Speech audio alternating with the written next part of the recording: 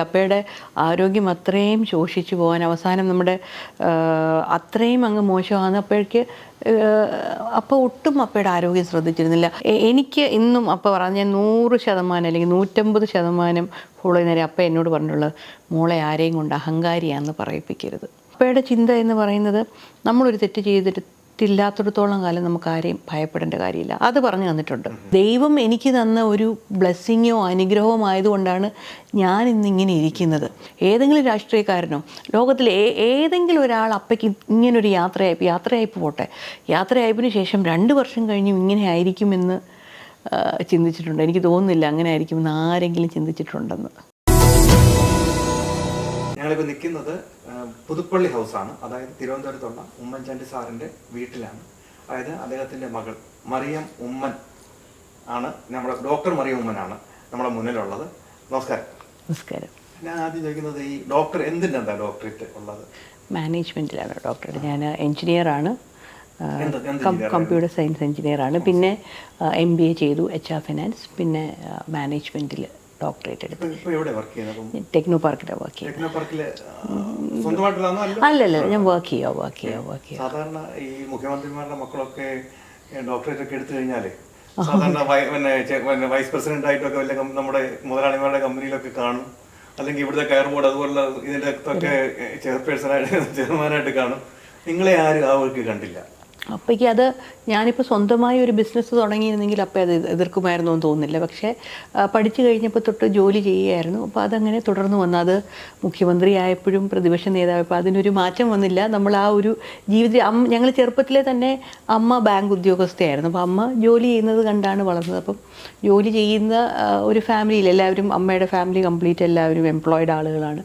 അങ്ങനെ വളർന്നത് കൊണ്ടാകാം എംപ്ലോയിഡ് ആയിട്ടായിരുന്നു കണ്ടിന്യൂ ചെയ്ത്. മറ്റതിനെ പറ്റി ചിന്തിച്ചിട്ടില്ല സത്യം പറഞ്ഞാൽ. ഒരു വിഷമം തോന്നാറുണ്ട്, കൂടുതൽ സമയം അപ്പയ്ക്ക് കിട്ടിയില്ല, ഞങ്ങൾ ജനങ്ങളൊക്കെ അദ്ദേഹത്തെ കൂടുതൽ കൊണ്ടുപോയി, അങ്ങനെ തോന്നിയിട്ടുണ്ട്? അല്ല, അങ്ങനെ ഒരു ബുദ്ധിമുട്ട് എനിക്ക് സത്യം പറഞ്ഞാൽ തോന്നിയിട്ടില്ല. എനിക്ക് തോന്നുന്നില്ല ഞങ്ങൾക്ക് 3 പേർക്കും അങ്ങനെ തോന്നിയിട്ടുണ്ടെന്ന്. എന്താ വെച്ചാൽ അപ്പോൾ ഒരിക്കലും നമ്മളെ ആ മിസ്സിങ് അറിയിച്ചിരുന്നില്ല. അപ്പം അപ്പം കാണത്തൊന്നുമില്ല, പക്ഷേ അപ്പയുടെ ആ കെയർ എപ്പോഴും ഒരു അദൃശ്യമായ ഒരു സംരക്ഷണം അല്ലെങ്കിൽ അദൃശ്യമായ ഒരു കെയർ എപ്പോഴും ലോകത്തിൻ്റെ ഏത് ഭാഗത്ത് നിന്നായിരുന്നാലും ഉണ്ടായിരുന്നു. എന്ന് വെച്ചാൽ ഇപ്പോൾ ഒരു സാധാരണക്കാരൻ അപ്പയുടെ അടുത്ത് ചെന്ന് കഴിഞ്ഞാൽ അപ്പയെ പറ്റി എല്ലാവരും പറയുന്നത് അപ്പ ഭയങ്കരമായിട്ട് ഫോളോ അപ്പ് ചെയ്യും.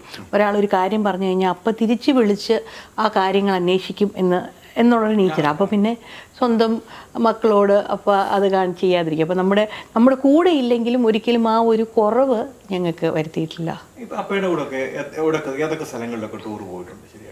അങ്ങനെ ഞങ്ങൾ ചെറുപ്പത്തിൽ എനിക്കറിയാം, അമ്മയ്ക്ക് ഈ ബാങ്കിൽ നിന്ന് ഈ 4 years കൂടുമ്പോൾ ഈ ട്രാവൽ അലവൻസ് കിട്ടുന്ന വെച്ചാൽ ഞങ്ങൾ ഡൽഹി, ബോംബെ, അങ്ങനെയൊക്കെ ഗോവ അങ്ങനെയൊക്കെ പോയത് ഓർമ്മയുണ്ട്. പിന്നെ വലിയ ഇൻ്റർനാഷണൽ ട്രിപ്പൊന്നും വന്ന് പോയിട്ടില്ല. പിന്നെ എനിക്ക് പഠിത്തമൊക്കെ കഴിഞ്ഞപ്പം ഞങ്ങൾ ഒരു പ്രാവശ്യം ബഹ്റിൻ, ജർമ്മനി, അങ്ങനെ ഞാൻ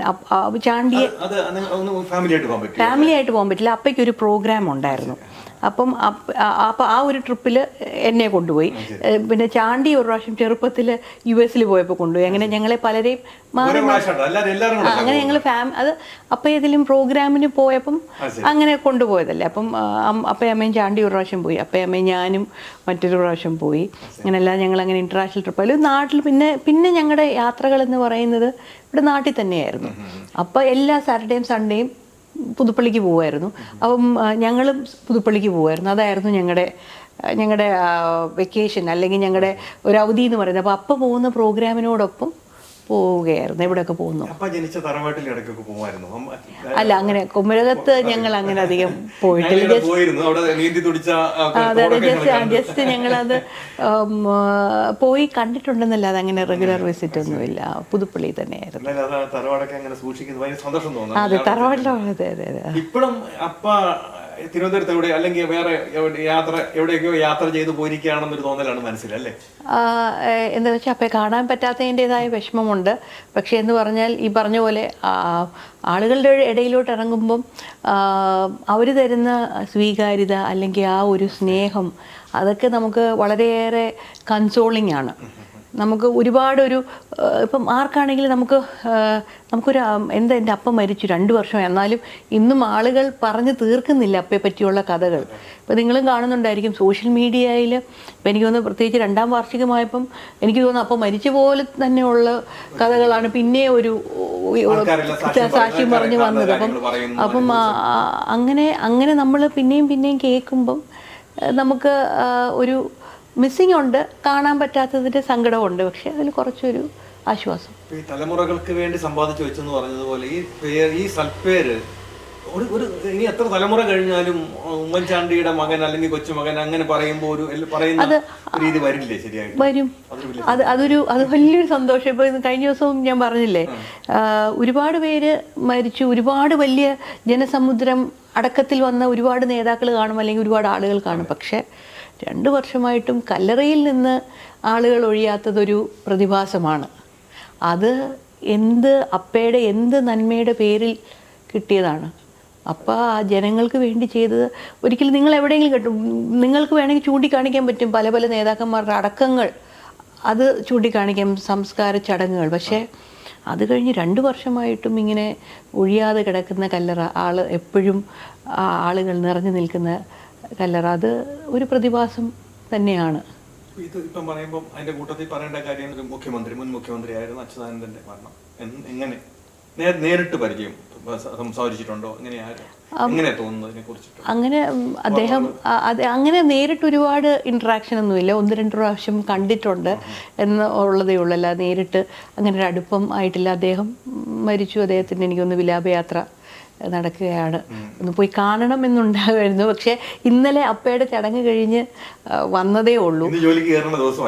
അതെ, കഴിഞ്ഞ ദിവസം ചടങ്ങ് കഴിഞ്ഞ് ഇങ്ങ് എത്തിയതേ ഉള്ളൂ. അപ്പോൾ പിന്നെ എനിക്ക് പോകാനായിട്ടുള്ളൊരു സൗകര്യം ഉണ്ടായില്ല എന്നുള്ളതാണ് സത്യം.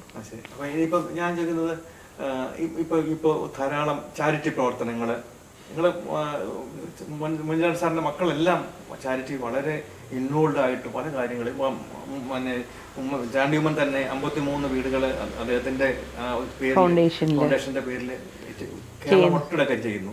ശരിയായിട്ടും ചാണ്ടി ഉമ്മൻ ശരിയായിട്ട് ശ്രദ്ധിക്കേണ്ടത്, സാധാരണ ഒരു MLA എന്നുള്ള നിലയിൽ ആ ഒരു മണ്ഡലം മാത്രം ശ്രദ്ധിക്കുക, ആ മണ്ഡലത്തിലുള്ളവർക്ക് വീട് വെച്ച് കൊടുക്കുകയും ചെയ്താൽ മാത്രം മതി, ഈ വാസ്റ്റായിട്ട് പോകേണ്ട ആവശ്യമില്ല. എന്നിട്ട് അങ്ങനെയൊക്കെ ചെയ്യാൻ അതെങ്ങനെയാണ് അതിൻ്റെ അതെനിക്ക് തോന്നുന്നത് ഞങ്ങൾക്ക് മാത്രം കിട്ടിയ ഒരു പ്രിവിലേജ് ആകാം ചിലപ്പം. എന്ന് വെച്ചാൽ ഞങ്ങൾ ചെറുപ്പത്തിൽ തൊട്ട് നമ്മൾ കാണുന്നത് അപ്പയുടെ മുമ്പിൽ ഒരുപാട് സഹായം ചോദിച്ചു വരുന്ന വലിയ കഷ്ടപ്പാട് നമ്മൾ കാണുകയാണ്. അപ്പം അത് നമുക്ക് നമ്മുടെ ജീവിതത്തിൻ്റെ ഒരു ഭാഗമാണ്. അപ്പം അവസാനവും അപ്പയ്ക്ക് സംസാരം അവസാനം ഇല്ലാതായി. അപ്പോൾ ആ സംസാരിക്കാൻ പറ്റുന്നിടത്തോളം കാലം ആളുകളെ ആയിരുന്നു, സഹായിക്കണമെന്ന് പറയുമായിരുന്നു. അപ്പോൾ സത്യം പറഞ്ഞിട്ടുണ്ട്, പേഷ്യൻസിനെ സഹായിക്കണം എന്ന് പറഞ്ഞിട്ടുണ്ട്. അപ്പം ഞങ്ങൾ പറഞ്ഞിട്ടുണ്ട്, അപ്പം നമുക്ക് ആരോഗ്യമായിട്ട് തിരിച്ചു വന്നിട്ട് നമുക്ക് ഉറപ്പായിട്ടും ചെയ്യാം. അപ്പം അപ്പയ്ക്ക് ഭയങ്കര കൺസേൺ ആയിരുന്നു രോഗികളെ പറ്റി. പക്ഷെ അത് നിങ്ങൾക്ക് ശ്രദ്ധിച്ചാൽ അതിൻ്റെ പ്രൂഫാണ്. അപ്പം മുഖ്യമന്ത്രിയായിരുന്നപ്പോൾ ഒരുപാട് കാരുണ്യ പദ്ധതി, ആരോഗ്യ മേഖലയിൽ അപ്പോൾ ഒരുപാട് പദ്ധതികൾ ചെയ്തു.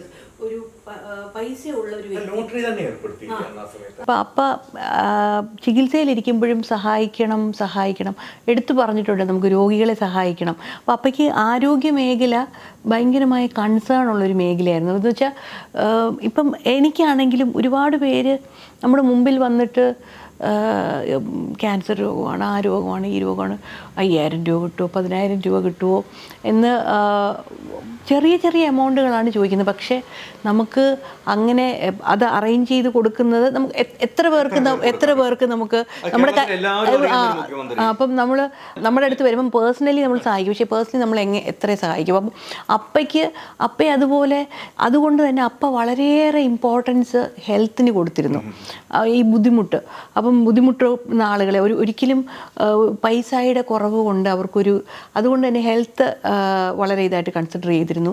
അപ്പം അങ്ങനെയുള്ളത് കൊണ്ട് ഞങ്ങൾക്ക് ആ ചെറുപ്പത്തിലെ അത് കണ്ടത് കൊണ്ടായിരിക്കും നമുക്കൊരു ചാരിറ്റി വർക്ക് എന്നൊന്നും ഒരിക്കലും പറയാൻ പറ്റില്ല. കുറച്ച് നമ്മൾ ഇപ്പം എന്നെ ഉമ്മൻചാണ്ടിയുടെ മകളായിട്ട് ദൈവം ജനിപ്പിച്ചത് ദൈവത്തിൻ്റെ അനുഗ്രഹമാണ്. ചിലപ്പോൾ എന്നെക്കാട്ടി വേറൊരാളെ കുറഞ്ഞ് ജനിച്ചത് അത് അയാളുടെ കുറ്റം കൊണ്ടല്ല, അത് ദൈവ നിശ്ചയമാണ്. അപ്പം ദൈവം എനിക്ക് തന്ന ഒരു ബ്ലെസ്സിങ്ങോ അനുഗ്രഹമോ ആയതുകൊണ്ടാണ് ഞാൻ ഇന്നിങ്ങനെ ഇരിക്കുന്നത്. അപ്പം നമുക്ക് കിട്ടുന്ന ഒരു ബ്ലെസ്സിങ്ങിൻ്റെ നമുക്ക് ദൈവം ഒന്നിനൊരു കുറവ് വരുത്തിയിട്ടില്ല. അതിൻ്റെ ഒരു ഭാഗം നാം വേറൊരാൾക്ക് ഷെയർ ചെയ്ത് കൊടുക്കുക എന്നുള്ളതാണ് ചിന്ത. അത് എൻ്റെ ജീവിതാനുഭവത്തിൽ ഞാൻ പഠിച്ചിരിക്കുന്നത്, എൻ്റെ എക്സ്പീരിയൻസിൽ എങ്ങനെ അപ്പയുടെ ലൈഫിൽ നമ്മൾ കാണുന്ന നമ്മൾ എന്ത് അങ്ങനെ ചെയ്താലും അതിൻ്റെ നമ്മളറിയാത്തൊരു കണക്ക് ബുക്കിൽ ആ കണക്കുകൾ എഴുതി വരുന്നുണ്ട്. അത് നമ്മൾ തകർന്നു പോകുന്ന അവസ്ഥയെ പോയാലും തകരാൻ ദൈവം വിടത്തില്ല. ആ ബുക്കിലെ കണക്ക് എത്ര ഉണ്ടോ ആ കണക്കനുസരിച്ച് നമ്മളെ തകരാതെ ദൈവം കൈപിടിച്ച് എണീപ്പിക്കും. അങ്ങനെ നമുക്കൊരു എക്സ്പീരിയൻസ്. പിന്നെ അത് നമ്മൾ കണ്ടു വളർന്നതും കൂടെ കൊണ്ടാകാം. കേട്ട് കണ്ടു വളർന്നതുകൊണ്ട് നമുക്ക് ആ ഒരു ഇൻക്ലിനേഷൻ ഉള്ള. ഇപ്പം നമ്മളിപ്പോൾ നോക്കുമ്പോഴൊക്കെ അദ്ദേഹം ഈ ആൾക്കാരുടെ ആരോഗ്യത്തിലും അതിനെ കാര്യങ്ങളിലും ശ്രദ്ധ പതിച്ചെങ്കിലും സ്വന്തം ആരോഗ്യത്തിൽ എത്രമാത്രം ശ്രദ്ധ പതിച്ചെന്ന് ഞങ്ങൾക്ക് സംശയമുണ്ട്. അപ്പോൾ ഒട്ടും ശ്രദ്ധിച്ചിട്ടില്ല. അപ്പയുടെ ആരോഗ്യം അത്രയും ശോഷിച്ചു പോകാൻ അവസാനം നമ്മുടെ അത്രയും അങ്ങ് മോശമാണ്. അപ്പോഴേക്ക് ഒട്ടും അപ്പയുടെ ആരോഗ്യം ശ്രദ്ധിച്ചിരുന്നില്ല. അമ്മയൊക്കെ പണ്ട് എപ്പോഴും പറയായിരുന്നു. പക്ഷേ അതിലൊട്ടും കെയർ ചെയ്യാതിരുന്നതിൻ്റെ ബുദ്ധിമുട്ട് അവസാന കാലത്തിൽ നമുക്ക് ശരിക്കും മനസ്സിലായെന്ന് വെച്ചാൽ ഈ ജനസമ്പർക്കത്തിലൊക്കെ കണ്ടതുപോലെ അത് അത്രയും ദിവസമല്ലേ ഉള്ളൂ, എപ്പോഴും അങ്ങനെ തന്നെയായിരുന്നു. അപ്പോൾ ആളുകൾക്ക് വേണ്ടിയാണ് ജീവിച്ചത്. രാവിലെ ഒന്ന് ചിലപ്പോൾ ഉണ്ടെങ്കിൽ ബ്രേക്ക്ഫാസ്റ്റ് കഴിച്ചിട്ട് ഇറങ്ങും. പിന്നെ അതൊക്കെ ഫോൺ വരും. അതെല്ലാം പലപ്പോഴും പിന്നെ നമ്മൾ ഫാമിലി ആയിട്ടിരിക്കുമ്പോൾ എന്തോ അപ്പയെന്ന് ഇങ്ങനെ ചോദിക്കും. പക്ഷേ അപ്പോൾ പറയും, മോളെ എന്ത് ആവശ്യത്തിന് ആളുകൾ വിളിക്കുന്നതെന്ന് നമുക്കറിയത്തില്ല. അപ്പയ്ക്ക് ആ ഒരു മനസ്സാണ്, എന്ത് ആവശ്യത്തിനാണ് ഒരു ആവശ്യക്കാരൻ, ആ ഒരു മനസ്സ്. ചെറുപ്പത്തിലേ നിങ്ങളെ പഠിപ്പിച്ചു പിന്നെ ശല്യം ചെയ്യാനും പോയില്ല. ശല്യം ചെയ്യാൻ പോയിട്ടില്ല. പക്ഷെ നമുക്ക് എന്നാലും നമ്മളൊരു ഫാമിലി ടൈമിലിരിക്കും. ഇപ്പം അത് എടുക്കണ്ട എന്ന് പറയും. പക്ഷെ അഥവാ ഇൻ കേസ് അങ്ങനെയാണെങ്കിൽ തന്നെ ഇപ്പം പിന്നീട് സ്റ്റാഫൊക്കെ ഉണ്ടല്ലോ, അപ്പം അവരോട് എടുക്കാൻ പറഞ്ഞിട്ട് ആരാ എന്താ ഫോൺ നമ്പർ എഴുതി വെക്കാൻ പറയും. അത്രയും ജനങ്ങളെ കരുതിയിരുന്നു. ജനങ്ങളെന്നല്ല, ഒരാവശ്യക്കാരനെ കരുതിയിരുന്നു. അപ്പോൾ അവൻ്റെ ആവശ്യങ്ങൾ അത് വിളിച്ചു ചോദിക്കുക, അത് ഫോളോ അപ്പ് ചെയ്യുകയും ചെയ്തിരുന്നു. ഇപ്പൊ ഒരു IAS പറയുന്നില്ലേ, എഞ്ചിനീയറിംഗ് ആയിട്ട് മുന്നോട്ട് പോകാൻ മുഖ്യമന്ത്രി നിയമസഭ അത് അപ്പൊ അങ്ങനെ ഒരു ബാക്ക്ഗ്രൗണ്ട് ചെക്കിംഗ് എന്ന് പറഞ്ഞില്ല. അറിയത്തില്ല. അപ്പം അങ്ങനെ ലക്ഷക്കണക്കിന് കാണും. അപ്പയുടെ മരണത്തിലല്ലേ അതെല്ലാം ജനങ്ങൾ അറിഞ്ഞത്. അതുവരെ അറിയത്തില്ല. അപ്പ ചെയ്തങ്ങ് വിടുകയായിരുന്നു. അപ്പോൾ ഒരിക്കലും ഒരു ക്രെഡിറ്റ് എടുക്കാൻ പോയിട്ടില്ല. പക്ഷേ ഇന്ന് ഞാൻ വിശ്വസിക്കുന്നത് ആ ചെയ്തതിൻ്റെയാണ് ഇന്ന് ജനങ്ങൾ, എനിക്കത് ലോകം എമ്പാടുമുള്ള വില കൊടുത്താലും കിട്ടില്ല ഈ ജനങ്ങൾ നിങ്ങളുടെ ഹൃദയം തുറന്നു തരുന്ന സ്നേഹം. അതെ, ഈ ലോകമെമ്പാടുള്ള എത്രയോ പേര്, നമുക്ക് മലയാളികൾ, ലോകത്ത് എവിടെയുള്ള മലയാളികളും ആ കല്ലറയെ കാണും. നമ്മൾ അറിയുന്നില്ല. ഏതൊക്കെയോ രാജ്യത്തു നിന്ന് ആരൊക്കെയോ വരുമ്പോൾ അപ്പയെ കാണാൻ വരുന്നുണ്ട്, പോകുന്നുണ്ട്. ചിലരൊക്കെ നമുക്ക് പരിചയമുള്ളവരാണെങ്കിൽ അല്ലെങ്കിൽ ഏതെങ്കിലും ഫ്രണ്ട്സ് വഴി ആ ഫോട്ടോ കല്ലറയിൽ നിൽക്കുന്ന കിട്ടും. അത് അപ്പ കൊടുത്ത സ്നേഹത്തിന് അവർ പകരം കൊടുക്കുന്നതാണ്. ഞങ്ങൾ ഇതിനു മുമ്പേ ഒരാഴ്ച മുമ്പേ ഞങ്ങൾ അവിടെ വന്നപ്പോൾ തന്നെ മലബാറിൽ നിന്നൊക്കെ ഇഷ്ടംപോലെ മുസ്ലിംസ് അങ്ങനെ വരുന്നവരല്ല, ഈ കല്ലറയിലേക്ക് വരത്തില്ല, അവരുടെ വിശ്വാസം അനുസരിച്ച്. എന്നാലും അവരോട് വന്നിട്ട് നിന്നേച്ച് പോവുക, അതൊക്കെ കാണുമ്പോൾ ഞങ്ങൾക്ക് ഭയങ്കര അതിശയം. ഞാൻ കഴിഞ്ഞ ദിവസം പോയപ്പോഴേതോ ഇടുക്കിയിൽ നിന്ന് അങ്ങോട്ട് 10-20 പേര് അവർ പറഞ്ഞ കോട്ടയം വരെ വന്നു. അപ്പോൾ ഈ കോട്ടയം വരെ വരുന്നവരെല്ലാവരും കല്ലറയിൽ കയറിയിട്ടാണ് പോകുന്നത്. അല്ലെങ്കിൽ അതിൻ്റെ ആ ഏരിയയിൽ കൂടെ പോകുന്നവർ ഒന്ന് വന്ന് അപ്പയെ കണ്ടിട്ടാണ് പോകുന്നത്. അത് അപ്പ ഉണ്ടാക്കിയെടുത്ത് അപ്പയ്ക്ക് മാത്രം ചെയ്യാവുന്നൊരു കാര്യമാണ്. മുഖ്യമന്ത്രി, നമ്മുടെ ഈ കേരളത്തിലെ മുഖ്യമന്ത്രി മാത്രമല്ല, ഇന്ത്യയിലെ എല്ലാ മുഖ്യമന്ത്രിമാരും നോക്കുമ്പോൾ അവരൊക്കെ ഫാമിലി ആയിട്ട് അമേരിക്കയിൽ പോകുന്നു, വിദേശങ്ങളിൽ പോകുന്നു, അവിടെ അടിച്ചു പൊളിക്കുന്നു, ഒരാഴ്ച കഴിഞ്ഞ് തിരിച്ചു വരുന്നു. ഇങ്ങനെയുള്ള സാധനങ്ങളൊക്കെ നടക്കുന്നുണ്ട്. നിങ്ങളുടെ ഫാമിലി അങ്ങനെ ഫാമിലി ആയിട്ട് പോയി വിദേശ രാജ്യങ്ങൾ ഈ അച്ഛൻ്റെ പദവി ഉപയോഗിച്ച് പോയി ആസ്വദിച്ചിട്ടില്ല? ഇല്ല, അങ്ങനൊരു നമ്മൾ എന്തെങ്കിലും ഒന്ന് അറിഞ്ഞാലല്ലേ അതിനോടുള്ള ഒരു ഇത് വരുന്നത്. നമുക്ക് അങ്ങനൊരു തുടക്കം തൊട്ടുള്ള ശീലമാണ്. ഇപ്പം നമുക്ക് അങ്ങനെയാണ് ട്രെയിൻഡ്. പക്ഷെ എന്ന് പറഞ്ഞാൽ നമുക്ക് അതൊരിക്കലും ഒരു കുറവായിട്ട് തോന്നിയിട്ടില്ല. അന്ന് അപ്പം ജീവിച്ചിരിക്കുമ്പോഴേ ഇതുപോലെ തന്നെയാണ്. അപ്പം എവിടെ ചെന്നാലും ആൾക്കൂട്ടവും. അപ്പം നമ്മളോട് ആ സ്നേഹം അന്നും ആളുകൾക്കുണ്ട്. ഇന്ന് പിന്നെ അപ്പയെ കിട്ടാത്തത് കൊണ്ട് അപ്പയ്ക്കൂടുള്ള സ്നേഹം ഞങ്ങൾക്ക് തരുന്നതാണ്. ആ സ്നേഹം കൂടെ കൂട്ടിത്തരുന്നതാണ്. അന്നും ആളുകൾ അപ്പയുടെ കൂടെ പോകുമ്പോൾ അപ്പോൾ നമുക്ക് ഒരിക്കലും അതൊന്നും ഒരു കുറവായിട്ടോ ഒന്നും തോന്നിയിട്ടില്ല. അത് നിങ്ങളുടെ എല്ലാം ക്വാളിറ്റിയുടെ ഒരു ഭാഗമാണ്. കാരണം നമ്മളിപ്പം ഞങ്ങളിപ്പം പറയാറുണ്ട്, ചാണ്ടിയമ്മനെ സംബന്ധിച്ചായാലും ഒരു മുഖ്യമന്ത്രിയുടെ മകൻ എന്ന രീതിയിൽ എത്രമാത്രം അഹങ്കാരിയായിട്ടല്ലേ വലിയ വണ്ടിയൊക്കെ വാങ്ങിച്ച് അടിച്ചു പൊളിച്ച് എങ്ങനെയൊക്കെയോ നടക്കാവുന്ന ഒരാളാണ്. എത്ര ഇപ്പോഴും സാധുവായിട്ട് ഇപ്പോൾ അദ്ദേഹത്തിന്റെ ഇപ്പം ഒരു ഇന്ന് പിന്നെ എൽദോസ് പറയായിരുന്നു, പുള്ളിക്ക് തേച്ചൊരു ഷർട്ട് കൊടുത്താൽ പുള്ളി ചുരുക്കിച്ച കിടത്തുള്ളൂ. അത് ആ ഒരു സിമ്പിൾ ലൈഫിലാണ് നമ്മൾ കണ്ടു വളർന്നത്. അങ്ങനെയാണല്ലോ. അതൊരു വലിയ അനുഗ്രഹമാണ്. അതൊക്കെ നിങ്ങൾക്ക് ഒരു വലിയ ദൈവത്തിന്റെ അനുഗ്രഹമായിട്ട് കിട്ടിയതാണ്, അങ്ങനെ ഒരു എളിമ സൂക്ഷിക്കാനുള്ള. അല്ല, ഞാൻ പറഞ്ഞില്ല, അപ്പ ഒരിക്കലും അങ്ങനെ ഉപദേശിച്ചിട്ടൊന്നുമില്ല ഞങ്ങൾ. പക്ഷേ എനിക്ക് ഇന്നും അപ്പ പറഞ്ഞ 100% അല്ലെങ്കിൽ 150% ഫോളോ ചെയ്യുന്നവരെ അപ്പ എന്നോട് പറഞ്ഞിട്ടുള്ളത്, മോളെ ആരെയും കൊണ്ട് അഹങ്കാരിയാണെന്ന് പറയിപ്പിക്കരുത്. എനിക്കിന്നും എൻ്റെ മനസ്സിലുള്ള ഒരു കാര്യമാണ്. അങ്ങനെ 1-2 കാര്യങ്ങൾ അല്ലാതെ ബാക്കിയെല്ലാം അപ്പയെ കണ്ടുപഠിച്ചതാണ്. അപ്പോൾ അത് മാക്സിമം അപ്പയുടെ ജീവിതത്തിൽ അപ്പ ഒരിക്കലും മുഖ്യമന്ത്രിയായിരുന്ന വ്യക്തിയാണെങ്കിൽ പോലും ഏറ്റവും എല്ലാ മനുഷ്യരെയും അപ്പോൾ ഒരുപോലെ കണ്ടിരുന്നു. ഒരിക്കലും ഒരു അഹങ്കാരം കാണിക്കുക ഒന്നും ചെയ്തില്ല. അപ്പം വലിയൊരു സാമ്പത്തികമായി ഉയർന്നു നിൽക്കുന്ന ഒരു വ്യക്തിയും ഒരു കുറഞ്ഞു നിൽക്കുന്ന വ്യക്തിയാണെങ്കിൽ അപ്പോൾ ചിലപ്പം ഈ കുറഞ്ഞു നിൽക്കുന്ന വ്യക്തിക്ക് ചിലപ്പം പ്രിഫറൻസ് കൊടുത്തെന്നിരിക്കും. അങ്ങനെ അവർക്കൊരു മനസ്സിനൊരു ഇത് തോന്നാൻ പാടില്ല എന്ന് വെച്ചപ്പം അങ്ങനെയുള്ള ആ ഒരു കാര്യം എനിക്ക് കൃത്യമായിട്ട് പറഞ്ഞു തന്നത് ഓർമ്മയുണ്ട്. ഇപ്പം ഇനിയിപ്പം നമ്മുടെ കഴിഞ്ഞ ദിവസം അമ്മയുടെ പ്രസംഗം കേട്ടിരുന്നു പ്രസംഗം. വല്ലാത്തൊരവസ്ഥയിലേക്ക് വരുമ്പോൾ ആരും ഒരു കൈ നീട്ടി സഹായിക്കാനില്ല. എല്ലാവരും സഹായിക്കുന്ന ഒരു മനുഷ്യനെ അന്നേരം ഒന്ന് സമാധാനിപ്പിക്കാൻ പോലും ഒരാളോട് എത്തിയില്ല എന്ന് പറയുന്നത് അദ്ദേഹം പ്രസംഗിക്കുന്ന അത് ശരിയായിട്ട് കണ്ണ് നിറഞ്ഞു പോയൊരു പ്രസംഗമാണ്. അത് കണ്ടിരുന്നു പ്രസംഗം? ഞാനത് ഫുള്ളായിട്ട് കണ്ടില്ല, പക്ഷെ എനിക്ക് ഇത് മനസ്സിലായി. അത് അമ്മയുടെ വികാരം പറഞ്ഞു. പക്ഷെ അപ്പ ഒരിക്കലും എനിക്ക് തോന്നുന്നില്ല അപ്പ അങ്ങനെ ചിന്തിച്ചിട്ടുണ്ടെന്ന് തോന്നുന്നില്ല. നമുക്ക് പരാതിയും പറയുന്ന വ്യക്തിയല്ല. നമുക്ക് വരുന്നതിനെ അപ്പയുടെ ചിന്ത എന്ന് പറയുന്നത് നമ്മളൊരു തെറ്റ് ചെയ്തിട്ടില്ലാത്തിടത്തോളം കാലം നമുക്ക് ആരെയും ഭയപ്പെടേണ്ട കാര്യമില്ല. അത് പറഞ്ഞു തന്നിട്ടുണ്ട്. നമ്മളൊരു തെറ്റ് ചെയ്തിട്ടില്ലെങ്കിൽ നമുക്ക് ആരെയും ഭയപ്പെടേണ്ട കാര്യമില്ല. അപ്പം എത്ര കാലം താമസിച്ചാലും എല്ലാം തെളിഞ്ഞു വരും. അപ്പോൾ അതുകൊണ്ട് അപ്പ ഒരാൾ ആശ്വസിപ്പിക്കാൻ വന്നില്ല. അപ്പയുടെ ഏറ്റവും വലിയ ക്വാളിറ്റി അപ്പ മറ്റുള്ളവരെ സഹായിക്കുക, കാരുണ്യ പ്രവർത്തനം ചെയ്യുക, അതൊന്നും തിരിച്ച് പ്രതീക്ഷിച്ചുകൊണ്ടല്ലോ ഒരിക്കലും. അപ്പം എനിക്ക് തോന്നുന്നില്ല വന്നില്ല. അപ്പം അത് ഒരിക്കൽ മറ്റൊരാൾ ആശ്വസിപ്പിക്കാൻ വന്നില്ല എന്നുള്ളത് അപ്പ ഒരിക്കലും എടുത്തിട്ടുണ്ടെന്ന് തോന്നുന്നില്ല. ഇപ്പൊ നമ്മളെ എഞ്ചിനീയറുടെ കാര്യം പറഞ്ഞു. അദ്ദേഹം IAS അവിടെ മീറ്റിംഗിൽ ഒരേ സമയത്ത് അദ്ദേഹത്തെ കൂടെ കിട്ടിയപ്പോൾ പറഞ്ഞു, സാറിനെ കുറിച്ച് എനിക്ക് ഞാൻ 2 വാക്ക് പറയണ്ട, ആ പ്രസംഗം കേട്ടിട്ടേ പോകാമെന്ന് പറഞ്ഞിട്ട് അതൊന്നും കേൾക്കാൻ പുള്ളി നിൽക്കാതെ പുള്ളിക്കാരി നന്ദി പറയാൻ പോവാണ്. അത് പുള്ളി അങ്ങ് അടുത്ത സ്ഥലത്തേക്ക് പോവാണ്. അപ്പൊ അത്ര പോലും. പക്ഷെ ഞാൻ ഇന്നും വിശ്വസിക്കുന്നു പ്രതിഫലം ഇഷ്ടിക്കാതെ ഒരാൾക്ക് അതിന് ദൈവം ഇന്ന് എണ്ണി കൊടുത്തോണ്ടിരിക്കുവല്ലേ. ഈ ലോകമെമ്പാടുമുള്ള മലയാളികൾ നമ്മൾ ഒരിക്കലും എനിക്ക് തോന്നുന്നില്ല ഏതെങ്കിലും മീഡിയ പ്രവർത്തകനോ ഏതെങ്കിലും രാഷ്ട്രീയക്കാരനോ ലോകത്തിലെ ഏതെങ്കിലും ഒരാൾ അപ്പയ്ക്ക് ഇങ്ങനൊരു യാത്രയയപ്പ് പോട്ടെ, യാത്രയയപ്പിന് ശേഷം 2 വർഷം കഴിഞ്ഞും ഇങ്ങനെ ആയിരിക്കുമെന്ന് ചിന്തിച്ചിട്ടുണ്ട്. എനിക്ക് തോന്നുന്നില്ല അങ്ങനെ ആയിരിക്കുമെന്ന് ആരെങ്കിലും ചിന്തിച്ചിട്ടുണ്ടെന്ന്. പക്ഷെ അന്ന് അമ്മ പറയുന്ന കൂട്ടത്തില് അമ്മ പറയുന്ന കൂട്ടത്തിൽ ഒരു കാര്യം കൂടെ പറയുന്നുണ്ട്. മീഡിയ പ്രവർത്തകരൊക്കെ അന്ന് കുറെ ചവിട്ടി തേച്ചെങ്കിലും അവരാണ് ഇപ്പൊ ഞങ്ങൾക്ക് സപ്പോർട്ടായിട്ട് നിൽക്കുന്നതെന്ന് പറയും. മീഡിയക്കാർ വളരെ വളരെ വളരെ സപ്പോർട്ടീവാണ്. നമുക്ക് എന്ത് ഇതിലും അപ്പയുടെ കാര്യത്തിൽ വളരെ വളരെ സപ്പോർട്ടീവായിട്ട് എല്ലാവരും ഫുൾ സപ്പോർട്ടായിരുന്നു.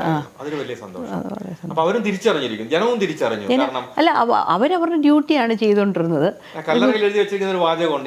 സത്യമായും നീതിമാനായിരുന്നു. കാണുമ്പം ഒത്തിരി വിഷമിച്ചു നിങ്ങളല്ലേ ആ സമയത്ത് അല്ലേ?